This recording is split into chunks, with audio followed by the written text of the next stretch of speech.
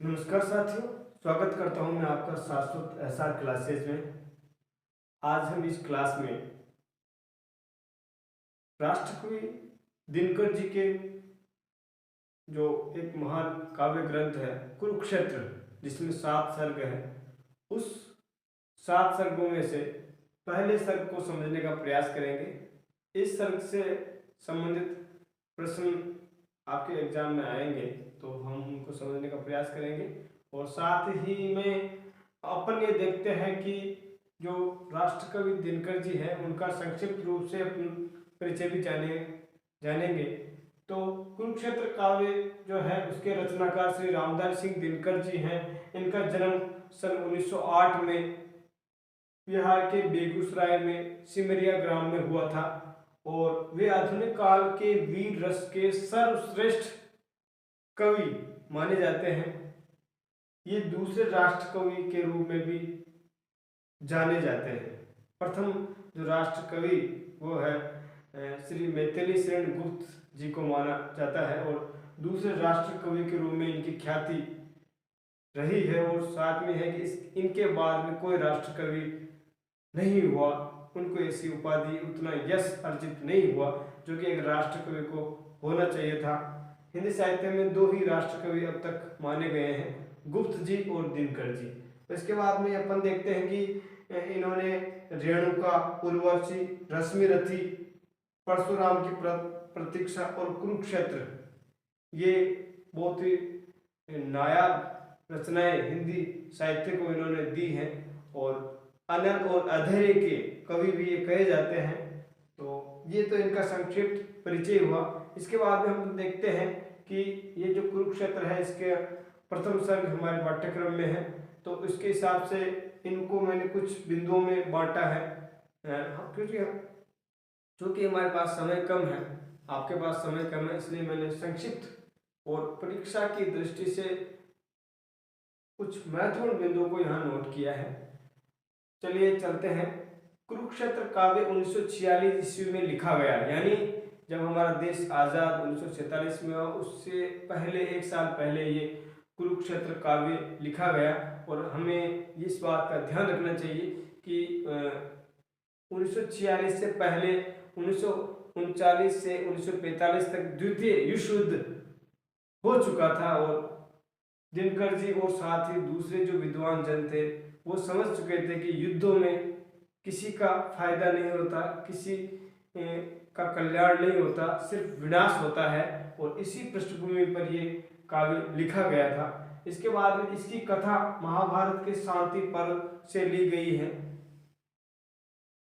और महाभारत में हुए नरसंहार के बाद युधिष्ठिर आत्मग्लानि से भर उठते हैं। जो इतना बड़ा युद्ध हुआ उसमें इतनी अक्षौहिणी सेनाएं और उनके सैनिक वीर गति को प्राप्त हुए, यहाँ तक कि कौरवों का एक भी भाई बच नहीं पाया।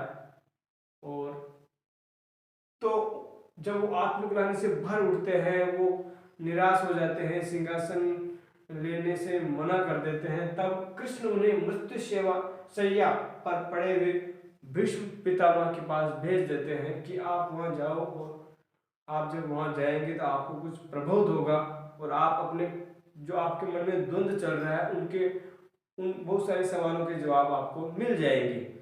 अब उस समय उनके मन में 2 प्रश्न मुख्य रूप से आ रहे थे, जो उनके द्वंद्व को और बढ़ा रहे थे और जगा रहे थे।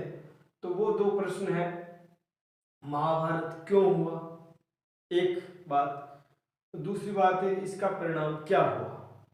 इसी संदर्भ में हमें उस समय देखना चाहिए कि पहला और दूसरा विश्व युद्ध क्यों हुआ और उसका क्या परिणाम हुआ। हम जानते हैं कि जो विकसित देश थे, जो संपन्न देश थे, उनकी महत्वाकांक्षाओं, उनके स्वार्थों के आपसी टकराट की वजह से प्रथम और द्वितीय विश्व युद्ध हुआ। इनका दिनकर जी के मन पर गहरा प्रभाव पड़ा, और उन्होंने ऐतिहासिक और ये जो पौराणिक संदर्भ लेते हुए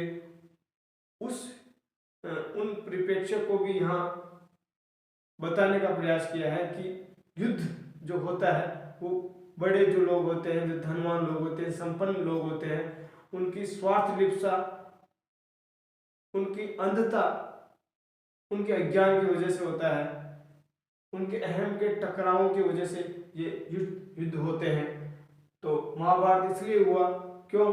क्योंकि वो समझते थे धर्मराज युधिष्ठिर कि ये महाभारत वृथा निष्फल हुआ। उफ ज्वलित गरलमय व्यंग्य है। पांच ही असहिष्णु नर, पांच असहिष्णु नर कौन थे? पांच पांडव के द्वेष से, पांच ही असहिष्णु नर के द्वेष से हो गया संसार पूरे देश का, हो गया संसार पूरे देश का। ये जो पूरा काव्य है ये खड़ी बोली में, खड़ी बोली हिंदी में लिखा गया है और ये मुक्त छंद में इसकी रचना हुई है। इसके बाद अपन देखते हैं कि उनके मत में, जैसा कि मैंने भी आपको कहा कि ये महाभारत हुआ निष्फल। उफ ज्वलित गरलमय व्यंग्य है। पांच ही असहिष्णु नर के द्वेष से हो गया नाश, हो गया संगार पूरे देश का। तो वे मानते हैं कि महाभारत युद्ध पांच जो पांडव हैं उनकी स्वार्थ पूर्ति के कारण हुआ। वे सब मानते हैं क्योंकि वो उनका जो हृदय था वो बहुत ही दयालु था, वो बहुत सहिष्णु थे, वो दूसरों का दुख नहीं देख सकते थे और इस प्रकार से, और धर्म से भी वो डरते थे, धर्म भीरु थे। इस वजह से उनको ऐसा लगा कि ये हम लोगों की जो स्वार्थ लिप्सा है, हम लोगों की राज्य प्राप्ति की जो आकांक्षा थी उसकी वजह से ये जो है युद्ध हुआ। उसके बाद में मानते हैं कि द्रौपदी की उत्तेजना और नारी स्वभाव कि मैं दुशासन के जंगाओं से जो रक्त मिलेगा, रक्त की प्राप्ति होगी, उन रक्तों से मैं अपने बालों को धोऊंगी, तब जाके इन बालों को बांधूंगी।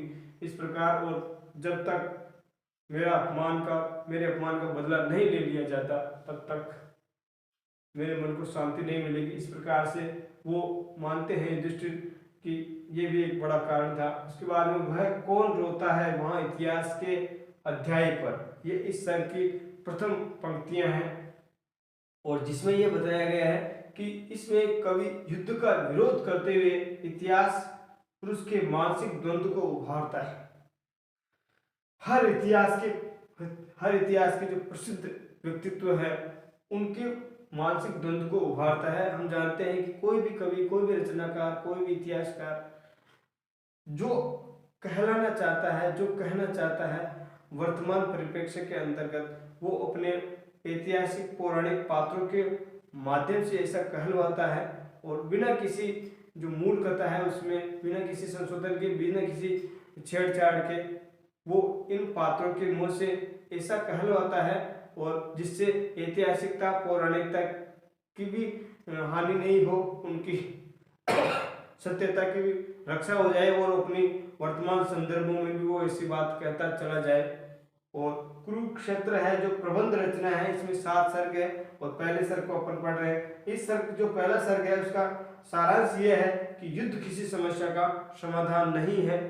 और फिर इसमें है, इस सर्ग में निराशा का भाव व्यंजित हुआ है क्योंकि वो जब अपन पंक्तियां देखते हैं कि वह कौन रोता है वहाँ इतिहास के अध्याय पे, और अपना मन जो आत्मग्लानि से भर उठा है युधिष्ठिर जी का कि इस प्रकार के इतने नरसंहार से अच्छा था कि हम 5 पांडव भाई भीख मांग लेते, जंगल में न आते, यहाँ न अपना राज मांगते, और हम तो इस संसार से पार हो गए।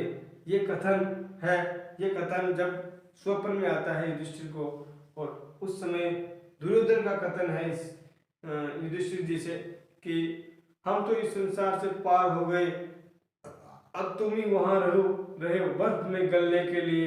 ये सब सारी जो मानसिक दुविधा है, ग्लानि है, उसको सहने के लिए तुम हो वहां, हम तो यहाँ आ गए हैं। तो इस प्रकार से कुरुक्षेत्र का जो प्रथम सर्ग है, इस प्रकार अपन परीक्षा की दृष्टि से बहुत कम समय में इसको हमने तैयार करने की कोशिश की है। आशा है आपको ये बहुत पसंद आएगा। और दूसरी बात यह है कि इसके बाद में जो दूसरे सर्ग हैं उनमें ये तो उनकी आत्मग्लानि व्यंजित हुई है यहाँ पे। उसके बाद में पितामह भीष्म उनको समझाते हैं कि तुम्हारे कारण युद्ध नहीं हुआ है, युद्ध हुआ है जो पाप कर रहे थे, जिनके अन्याय लगातार एक तरह से इकट्ठे हो रहे थे, उनकी वजह से युद्ध हुआ है और तुमने अच्छा ही किया है। क्यों? क्योंकि ये धर्म संगत था। अगर तुम जंगल में रह जाते, तुम अन्याय का प्रतिकार नहीं करते, तो ये संसार के लिए अच्छा संदेश नहीं जाता। तो इस प्रकार इन बिंदुओं में हमने ये समझाया। अगर आपके कोई इससे संबंधित कोई प्रश्न है तो आप कमेंट्स कर सकते हैं और इस चैनल को आप सब्सक्राइब करें ताकि ऐसे ही वीडियो और आप बनाने के लिए हमें प्रोत्साहन मिले। धन्यवाद।